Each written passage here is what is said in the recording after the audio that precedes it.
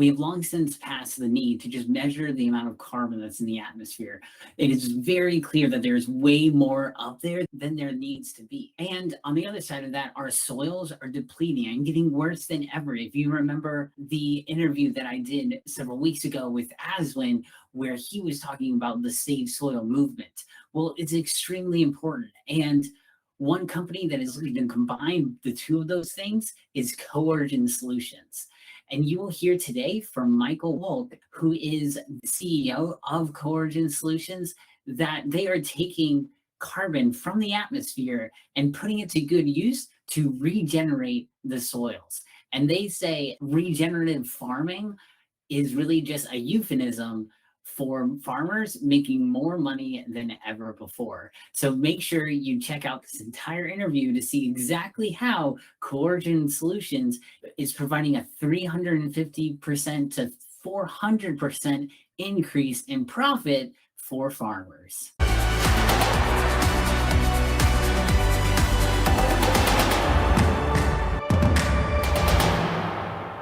Mike, do you mind just telling us a little bit more about Corigin Solutions and what you guys do? Yeah, happy to, Billy. So we convert low-value agricultural waste like almond shells into multiple high-value products that frankly help farmers increase marketable yields, increase crop quality, micronutrient uptake, and decrease overall input costs. That overall spread is really about regenerative agriculture. And Billy, we think regenerative agriculture is a euphemism for making more money per farmed acre than ever before. So that's really what we do. And you think about it for just a real quick minute here, about 80% of the biomass that's grown on a farmer's field is actually waste. It's not taken to market. That biomass is loaded with biochemical and biocarbon value. We aim to valorize that into solutions that help farmers around the world sustainably intensify their operations. That's awesome. And where do you get the almond shells, the biomass? Yeah, the almond shells. Yeah, so they're a processing facility. So in California, there's about 1.5 million acres of almond orchards all over the state. And those almond shells are then shipped to about 50 huller shellers around the state. And they extract the almonds and then they produce literally mountains of low value shells. We send trucks, they scoop those up, they deliver them 10 miles away to the Corigin facility, and that's what we process. The supply chain for us is incredibly simple. That's good, especially nowadays with the way supply chains are going right now. It's just you can't get anything. So that's really good that you kept it simple. Yeah, for sure. Definitely.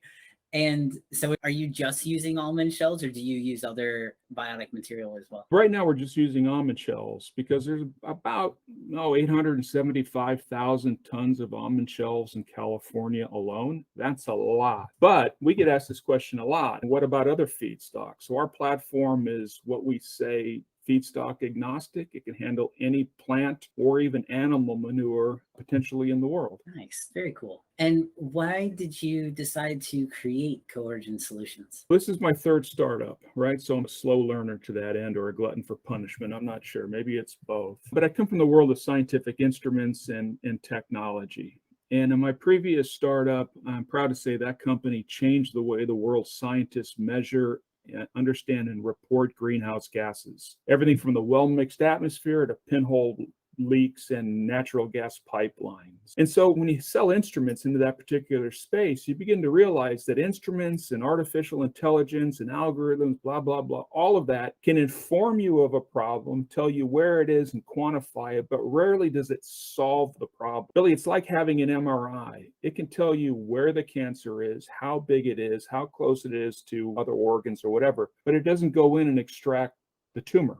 And it doesn't prevent tumors from forming. If we take that analogy and apply it to climate change, if we're going to mitigate our problem, we need to take carbon atoms out of the atmosphere and move them somewhere else. And that somewhere else is what we're focused on. So it's quite analog. So I left tech and left instruments, having been informed about the problem, and come to realize the only way we're going to solve global climate security is by solving the trifecta, which is global food, water, and environmental security.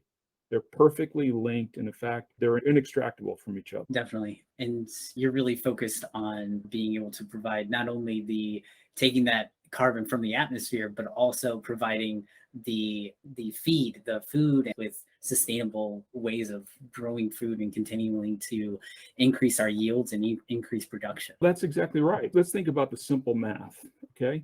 About 40% of the world's land mass is already committed to agriculture. 70% of delivered water goes to agriculture. We need to increase food production, I don't know, is it 50%, 100% in the next couple of decades? So we have no choice but to increase the calorie production and the nutrient production per currently cultivated acres, and to do that with the available water, or that imbalance is going to resolve itself in catastrophic ways that's going to cause all kinds of untold human suffering. So then the question just becomes, how are we going to do that? And it's almost binary at that point, right? We can do that with more chemical intensive farming, and we know what that does to soil. We know what that does to climate. We know what that does to human health.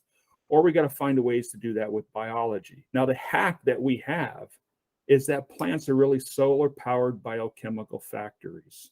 That's what they are. They produce a lot of value. They're not defenseless, even though farmers are told their crops are defenseless all the time. But crops produce chemicals, biochemicals, to defend themselves. We produce those chemistries in our distillates, which is basically like the plant's immune system from last year's residues where it's all locked up. We valorize that into liquids and apply that to all kinds of crops this year that, again, help the crops grow faster, higher quality, lower input costs.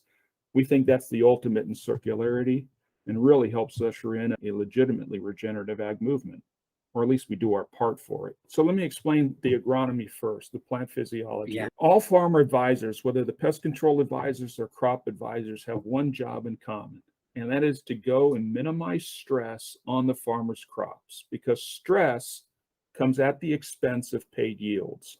If crops are under stress, they don't grow. If we're under stress and we're sick, we don't go work out. We don't go to work. We don't want to do all these sorts of things. What happens with the plants is they shift their metabolism from primary metabolism to secondary metabolism. That is from producing sugars to phenols, which are broad spectrum compounds that deal with pathogens, pests, nutrient imbalances, heat and cold stress, you name it. The rub with stress is that it's only detected by advisors or even the farmer after the fact, after the damage is done. So what we do is we use thermal processes to produce light molecular weight and phenols under very high temperatures, under vacuum conditions, within a biorefinery framework, okay, to produce a liquid that we apply to the crops in advance to help them mitigate that stress so that they can basically maintain their energy on growing, on crop yields, on producing more sugars, more micronutrient uptake, growing, surviving, making the farmer money as opposed to surviving. So plants produce these things with enzymes. We produce them with heat under a biorefinery operation. Wow, that's awesome. And what are the kind of differences that you see for these crops that you put the liquid upon? So here's a big one. On tomatoes last year, one of the more prominent growers of processing tomatoes put our product on 944 acres. He had 2,400 acres that we were not on, okay?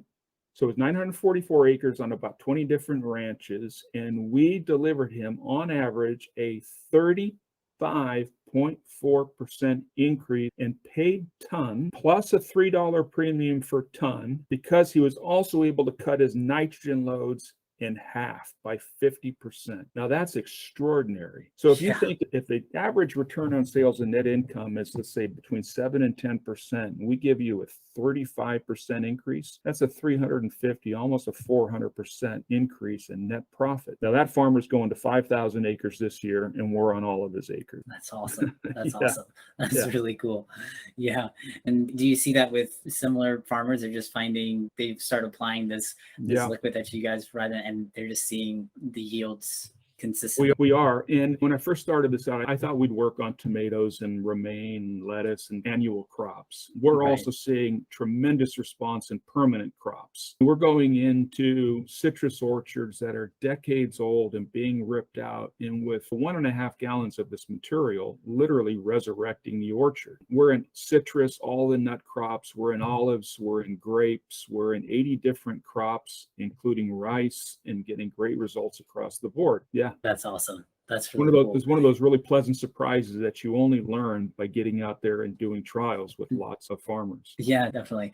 And how are you getting in touch with new farmers? What is your process for getting new farmers knowledgeable about this? A lot of it is word of mouth and boots on the ground, frankly. And then at some point, word gets out and things begin to tip, and you generate what we say in marketing parlance, pull. So we're starting to generate pull. But initially, it was a lot of walking the fields, meeting with farmers, with our partners, our channel partners like Penny Newman, which is they're selling the majority of our product. And this is a company that's been around for 143 years. They're one of the biggest ag commodity companies in the Western United States. And they're leveraging their balance sheet really to go after regenerative agricultural inputs because that's where all the tailwinds are. That's where the money is to be made. So they have a lot of these farmer relationships that we're able to tap into. And then we're able to leverage those successes to tell other farmers about what their peers are able to achieve. And then things begin to roll.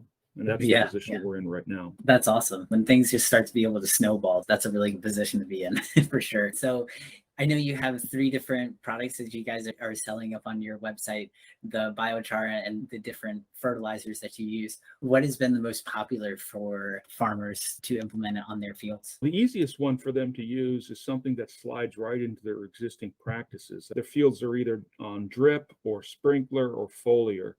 So Coriphol, to that end, because it's a liquid, is the easiest to use and is giving the best returns because it gets integrated right into the baseline nutrient mix. So without a doubt, the Coriphol product is really what's driving the overall revenues. So just quickly to that end, Billy, people know that we make biochar and we're selling that to composters and farmers. And we are a biochar company, but really in terms of the Pareto of the value creation, we're a biochemistry company, a biodistillate company. So that's really what sets Corigin apart from other biochar companies. Definitely very cool. And how did you guys come up with the process for creating your chlorophore? So we have an industrial partner that we acquired the intellectual property to this platform for all past, present, and future IP on all biomass. The genius behind this was a former professor of chemical engineering at Laval University who'd been at this for a long time. Way before anybody thought about biochar, way before regenerative ag was part of our lexicon, a long time ago. So he was ahead of his curve. And so we're partnering with him to now access his IP, build systems. And so he is a thermal deconstruction biorefinery guru in the space that is aligned with us, who are pretty good marketeers and salespeople, so to speak. Bringing it to business, taking it from lab and applying it to and scaling it up to business. That's the whole thing. I mean, a key purpose.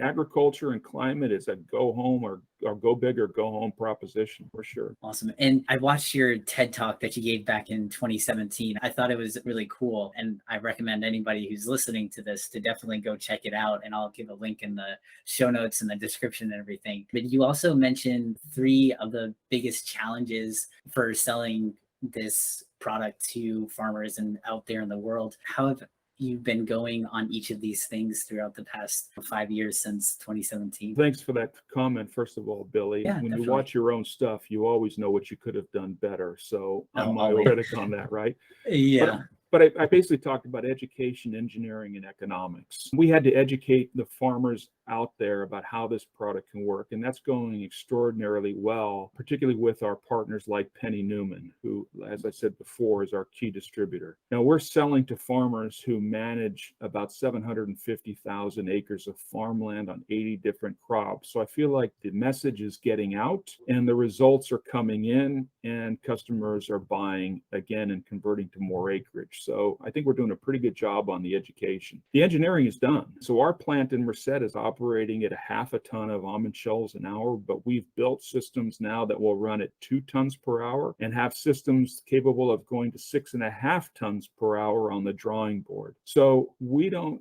think engineering for us is a big risk.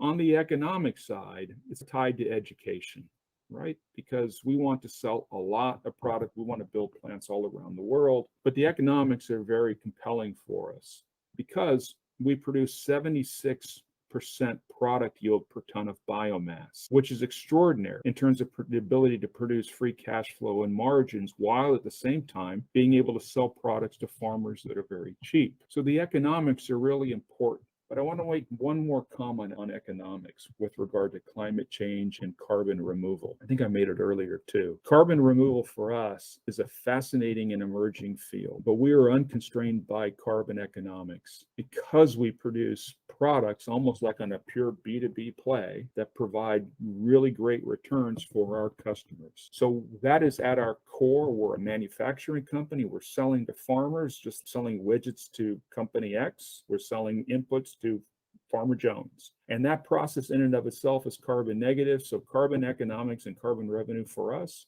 basically just provides additional cash that helps us scale our operations. So it's a pretty exciting time for us. So I feel like the economics are really being proven out. That's really cool. And what are your goals for Corigin Solutions in the rest of 2022? Well, it's raising expansion capital. We're doing a Series A round now. We've got some really interested partners and some strategics that are looking at this. Maybe a couple of years ago, they may not have thought that this crazy idea would work. But now that we're proving them wrong, they're coming back around. So you can't grow without capital. So we're raising a Series A, which we think will be our last round of that, which is all going to growth. And then frankly, growing sales, block and tackling, hiring the best team. Look, the best teams win, period. Just watch the Warriors beat the Celtics tonight to win because they're the better team. I'm a Warriors fan now here up in Northern California.